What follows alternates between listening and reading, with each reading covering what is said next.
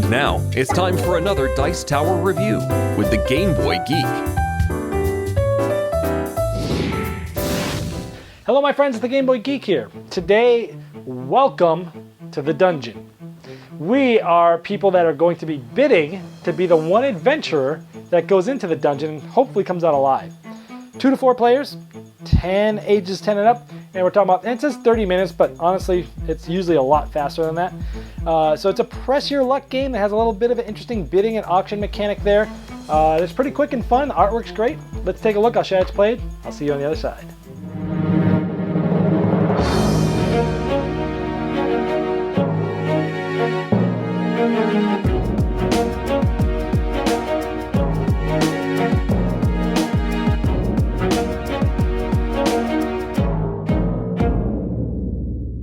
And welcome to the dungeon. You're trying to take one of these 4 adventurers through the dungeon successfully. And if you do it successfully twice and stay alive, you win the game. So one of these adventurers will be selected at random, or the player who is last in the dungeon can select which one's going to go in. Let's say the warrior goes. And the warrior has 6 types of equipment that he starts with. He starts with 3 hit points. He also starts with armor, which is +5, and he has +3 there. So he starts with 11 hit points by itself. Now on your turn, you can do one of 2 things. You can pass and just be done with this round, or you can bid. And when you bid, you're going to take 1 card off this dungeon monster deck. Now there's only 13 cards here. Let's look at some of these cards. And in usual yellow fashion, the artwork on this whole game is excellent. So we have different monsters here, and they're worth a different amount of damage that they would do to you. The dragon does the most damage and things like that. So there's all these different monsters that are in this deck, but there's a total of 13 cards. Everyone gets this player aid that shows the number of that monster, how much hit points damage they'll do to you, and how many of those cards there are. 2 of those versus 1 of those, and you can see the distribution that's in the game. So you'd shuffle those cards up, and again, if you bid, you got to take one of those cards. You get to look at it secretly. Nobody else would see this. And then once you've picked it up and looked at it, you can do one of 2 things.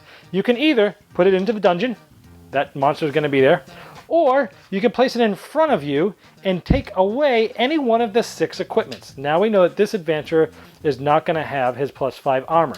So then it goes to the next player. He looks at this card, only he's seeing it, and maybe he puts it in the dungeon. And let's say the third player, he's going to bid. He's going to look at this and go, ooh, yeah, let's send that in the dungeon. The next player comes up, looks at this and goes, I'm going to put this in front of me, and I'm going to take away an equipment. Now let's look at some of these equipments and see what they do. This obviously is just straight hit points. This one allows them to defeat the dragon, which is the number 9.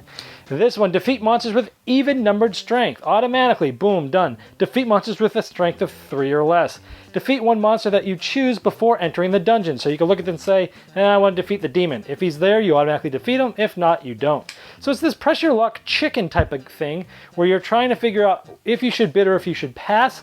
And when you do bid, should you take the monster out of the dungeon and take away equipment, or add to the dungeon? At some point, everybody except one person will have passed, and then that player has to go through the dungeon and try to see if they would get through successfully.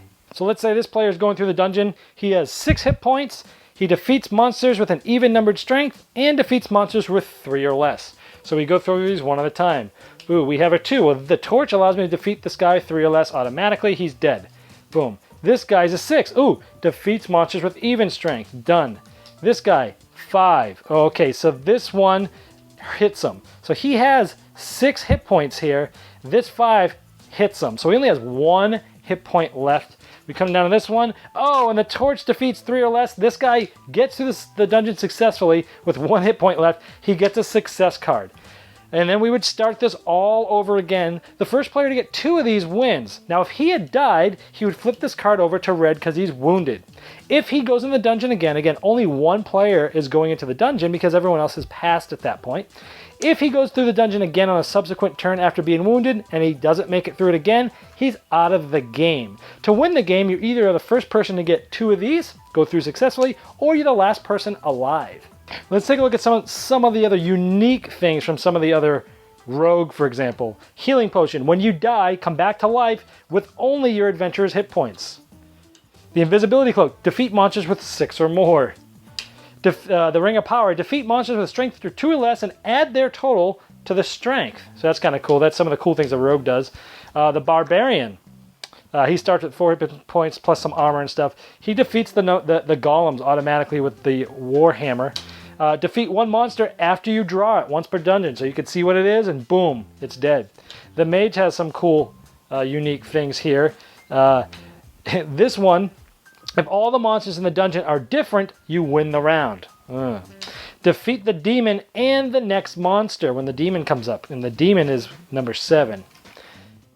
And the polymorph. Defeat one monster you draw, replacing it with the next monster from the deck, once per dungeon. So those are some of the interesting things that there are from the different adventures, and that's how you play. I also want to show you the quality of these tiles. Yellow, a lot of times on their boxes, some of them are shiny and they feel different. These tiles, when I go like this in the light, you can see part of it is this shiny, nice little slippery material. The rest of the tile feels different. They're very nicely done tiles. They feel very nice in that yellow fashion there. All right, there's Welcome to the Dungeon. I had not heard much about this game before I received it, and I typically don't like dungeon crawlers. I don't like fantasy themes. I know I'm kind of weird in that regard, so I wasn't sure how I was going to like this, but I actually liked it quite a bit for a good solid filler. First of all, like Yellow normally does, the artwork is such a cute and well done. The way those tiles I showed you in the overview, how they have that slippery, cool feeling to them. Excellent production quality here. And it's a fun little filler for press your luck mechanisms. Now the auction is interesting too, because when it's your turn, you're either going to pass or you're going to bid, and when you bid, it's like you can either look at the card and put it in the dungeon, or you can look at the card and take an equipment away. And it's very interesting. It has a bunch of different feels to it. The auction felt a little bit like a game I really love from Yellow called Biblios, where you look at a card and you got to do something with it, maybe put it for later. It also had another feeling of a game called Felix the Cat in the Sack, which is similar to For Sale, where when you're bidding in this auction, you're taking a card and you're doing something and you're hoping that everyone else doesn't pass, because you're like, I'll do it one more time. And they go pass, and you're like, darn it, I gotta go in, I know I'm gonna get crushed. It has that little element where you try not to get caught on the edge there. And I like that. The bidding was fun. And of course the press your luck's always fun, and trying to see how it's gonna come. And a lot of times it will come down to the last monster and you're flipping it over. It gets kind of exciting. It is fun. The only negative, I like it best with 2 actually, because you have more information. Every other card you're getting to look at if you're staying in, and you can decide what to do with it. With 3 and 4, it's a little more chaotic because you're only seeing every 3rd or every 4th card, assuming everyone's staying in, and there's more unknown, and it's just more chaotic. So personally, I like the more controlled 2-player game the best.